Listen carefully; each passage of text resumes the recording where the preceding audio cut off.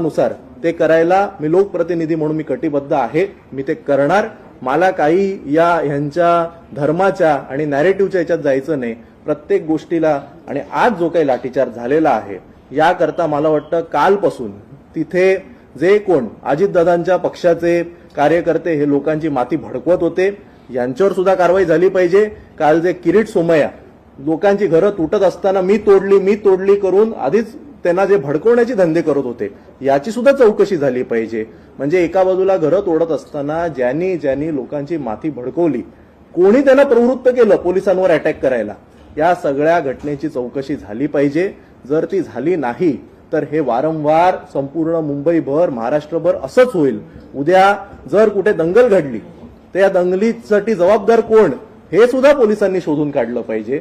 सरळ सोपी पश्चिम रेल्वेकडनं इन्फ्रास्ट्रक्चर अपग्रेड करता होणाऱ्या कारवाईमध्ये हिंदू, मुस्लिम, बांगलादेश, रोहिंगे संबंध कुठे येतो? मला वाटतं हा देखील एक प्रश्न आहे. आणि त्यामुळे निवडणुका आता झालेल्या आहेत.